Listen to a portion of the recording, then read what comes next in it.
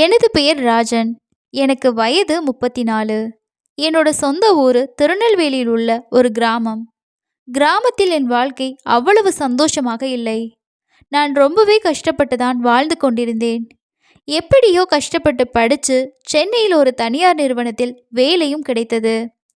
பின்னர் நான் சென்னைக்கு வந்துவிட்டேன். இப்போது சென்னையில் நான் வேலை செய்து கொண்டிருக்கிறேன். நான் நான் வேலை செய்யும் ஆஃபீஸில் தேவி என்ற ஒரு பெண் உள்ளாள். அவளை பார்க்க மிகவும் அழகாக இருப்பாள். அவளை பற்றி சொல்லணும் என்றால், நீள்வட்ட முகம், கணக்கான உயரம், முட்டை போன்ற கண்கள், உயரத்திற்கு ஏற்றால் போல் உடம்பு பார்க்க ரம்மியமாகவும் அழகாகவும் இருப்பாள். அவள் வீட்டின் அகல் விளக்குகள் எல்லாம் மிகவும் பளபளப்பாக இருக்கும். அவளின் பெயருக்கு ஏற்றால் போல் தேவதை போல் இருப்பாள். எனக்கு அவளை பார்த்ததும் அவள் மீது காதல் வர ஆரம்பித்தது. ஒரு நாள் சமயம் பார்த்து என் காதலை அவளிடம் சொல்லிவிட்டேன். அவளுக்கும் என்னை பிடித்துவிட்டது. அவளும் என் காதலை ஏற்றுக்கொண்டு விட்டாள்.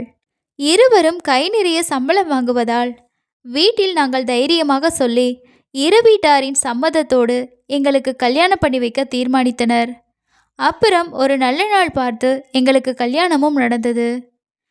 நாங்கள் காதல் திருமணம் பண்ணி கொண்டவர்கள். நாங்கள் காதலிக்கும் போதே இருவரும் பல தடவை ஆட்டம் போட்டிருக்கிறோம். எனது மனைவிக்கு அந்த விஷயத்தில் கொஞ்சம் அதிகம் நாட்டமுள்ளவள். நானும் அப்படிதான்.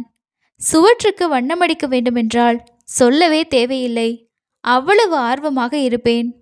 அது மட்டும் இல்லாமல் பஜனைகள் செய்வது, பாடல் பாடுவது எனக்கு ரொம்ப ரொம்ப பிடிக்கும்.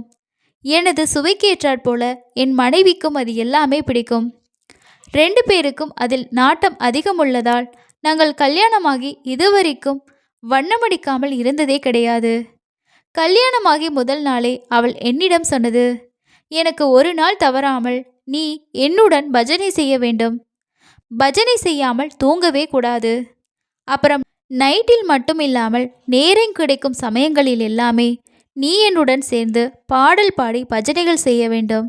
அது கூடவே என் சுவற்றை அவ்வப்போது வண்ணம் தீட்டி பளிச்சென வைத்திருக்க வேண்டும் என்று சொன்னாள். நானும் அவள் சொன்னதை கேட்டு ஒவ்வொரு நாளும் விதவிதமாக என்னுடைய பஜனைகளை செய்ய ஆரம்பித்தேன். வார இறுதி நாட்களில் ஒரு நாளைக்கு பல தடவைகள் நாங்கள் பஜனையை ஈடுபட்டோம். இப்படியே என் வாழ்க்கை ரொம்ப சந்தோஷமாக போய்கொண்டிருந்தது. ஒரு நாள் சனிக்கிழமை எனது மனைவிக்கு ஒரு கால் வந்தது. அவள் எழும்பி சென்று அந்த காலை அட்டன் பண்ணி பேசினாள். அங்கே கால் பண்ணது எங்களது ஆஃபீஸில் இருந்த எங்களது பாஸ். நாளைக்கு காலையில் ஆஃபீஸ் விஷயமா அவள் மும்பை போக வேண்டுமென்று பாஸ் அவளை ரெடியாக இருக்க சொல்லி கால் பண்ணாரு. அவளும் ஆஃபீஸ் விஷயம், அதுவும் பாஸே கால் பண்ணுறாரு, இனி அதை தட்டவும் முடியாதுன்னு சொல்லி சரின்னு சொல்லிவிட்டாள். அப்புறம் என்னிடம் வந்து விஷயத்தை சொன்னாள். அது ஒரு முக்கியமான வேலை என்று எனக்கு தெரியும். அப்புறம் நானும் சரி ஓகே நீ போயிட்டு வான்னு சொன்னேன். கல்யாணமாகி முதல் தடவையா நாங்கள் 2 பேரும் சில நாட்கள் பிரிய போகிறோன்னு இருவருக்கும் ஒரு மாதிரியாக இருந்தது. அப்புறம் அவளே சரி இதுதான் லைஃப், வேலையும் நமக்கு முக்கியம்தான், இப்போ ஒன்றும் இல்லை, நான் போயிட்டு சீக்கிரமாக வேலையை முடிச்சுட்டு வந்துடுவேன் என்றாள். சொல்லிவிட்டு சரிடா நான் நாளைக்கு போயிடுவேன், அப்புறம் 2 வாரத்துக்கு எனக்கு இந்த பஜனைகள் கிடைக்காது, இப்போ நம்ம பஜனை செஞ்சுட்டு தூங்கலாம் என்றாள். அப்புறமாக நாங்கள் இருவரும் சேர்ந்து பாடல் பாடி விதவிதமாக பஜனை செய்ய ஆரம்பித்தோம். பின் அப்படியே தூங்கிவிட்டோம். எனக்கு சமையல் வேலைகள் அப்புறம் வீட்டு வேலைகள் எல்லாம் தெரியாது. என் மனைவி மும்பை செல்வதால் இவைகளை பார்த்து கொள்ள ஒரு ஆள் வைக்கலாம் என்று சொன்னாள். நானும் சரி என்று சொன்னேன். அதன் பிறகு எங்களது பக்கத்து வீட்டு நபர் ஒருவரிடம் சொல்லிவிட்டு அடுத்த நாள் காலை காலிங் பெல் அடிக்கும் சத்தம் கேட்டது. நான் யாரென்று பார்த்தேன். அங்கே வந்தது வேறு யாரும் இல்லை, இந்த கதையின் நாயகியான ரம்யாதான். அவளை கண்டதும் எனக்குள் ஒரு விதமான பரவசம் வந்தது. வட்ட முகம், பால் போன்ற நிறம், குட்டையா கட்டையா, அது இருக்க வேண்டிய இடத்தில் பக்காவாக இருந்தது. அவளை பார்த்தால் வேலைக்காரி என்று சொல்லவே முடியாது, அவ்வளவு அம்சங்களும் நிறைந்த ஒரு தேவதை போல இருந்தாள். அவளை பார்த்தது என் கண்களுக்கு குளிர்ச்சியாகவே இருந்தது. அவள் வீட்டின் ஜன்னல்களுக்குள்ளே இருந்த அகல் விளக்குகள், அவள் வீட்டின் சுவர் என எல்லாமே அளவெடுத்து செய்தது போல இருந்தது. அதை பார்க்க பார்க்க என் கண்களுக்கு குளிர்ச்சியாகவே இருந்தது. அவள் என்னை பார்த்து, சார் வணக்கம் என்றாள். நானும் வணக்கம், நீங்க யாருன்னு கேட்டேன். அவள், சார் வேலைக்கு ஆள் வேணும்னு சொல்லியிருந்ததா சொன்னாங்கன்னு சொன்னா. நான் ஆமா உள்ள வாங்கன்னு சொன்னேன். உள்ளே வந்தவள், சார் என்னென்ன வேலைகள்லாம் செய்யணும்னு கேட்டாள்.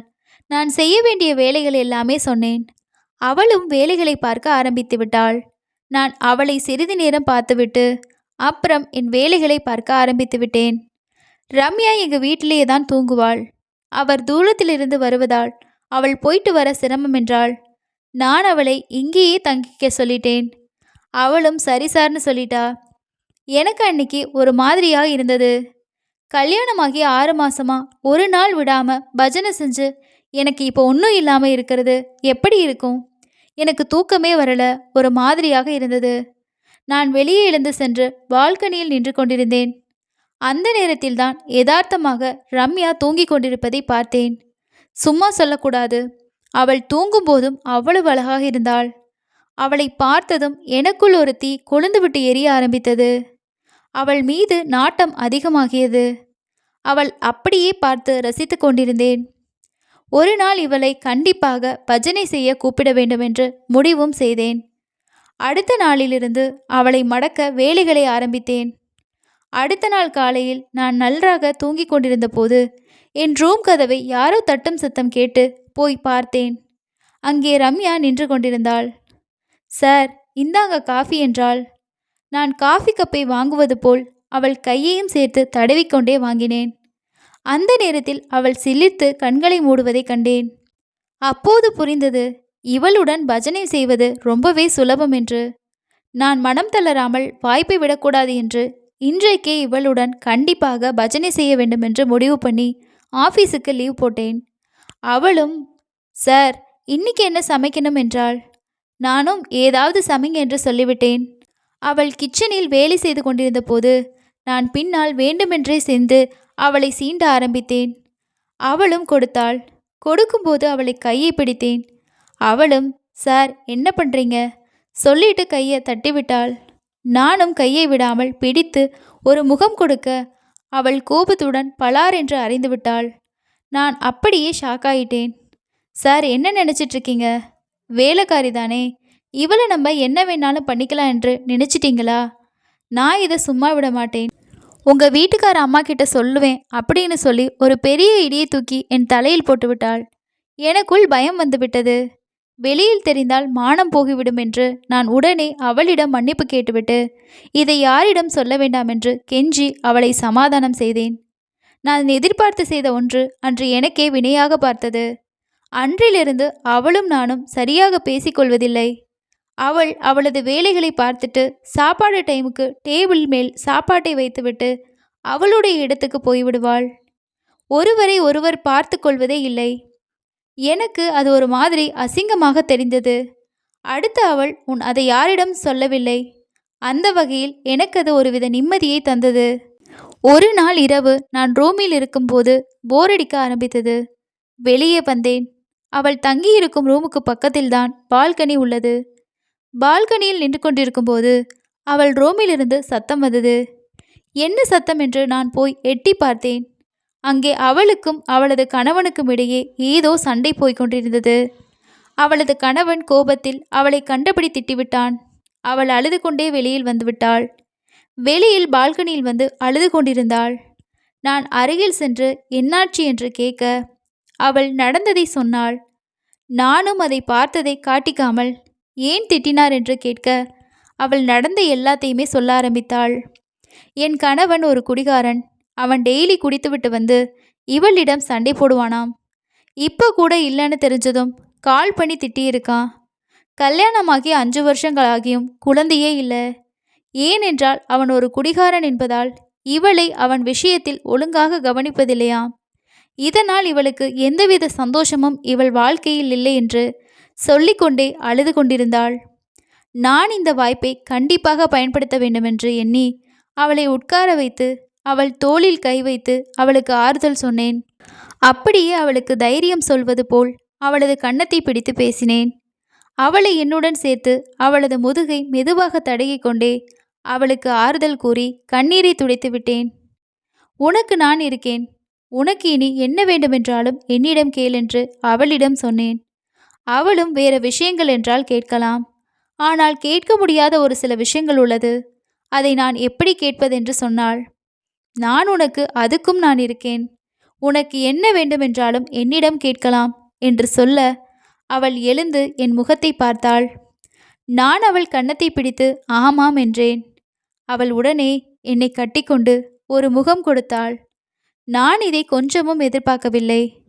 நானும் கட்டிக்கொண்டு எங்களுக்குள் எரிமலை வெடித்தது போல் சிதறியது.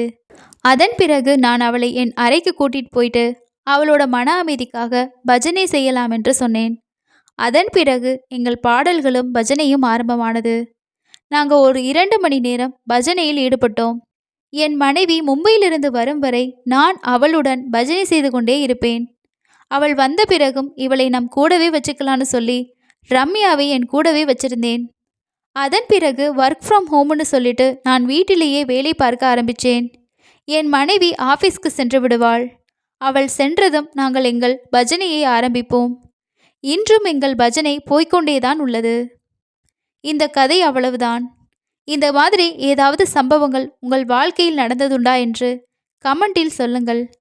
கதை பற்றின உங்களோட கருத்துக்களையும் மறக்காமல் ஷேர் பண்ணுங்கள். இது போன்ற சுவாரஸ்யமான கதைகளை பார்க்க எங்களோட சேனலை சப்ஸ்கிரைப் பண்ணிக்கோங்க. வீடியோ பார்க்குற நண்பர்கள் எல்லாம் எப்படி இருக்கீங்க? கமெண்ட்டில் சொல்லுங்கள். அடுத்த இன்னொரு வீடியோவில் சந்திக்கலாம். நன்றி.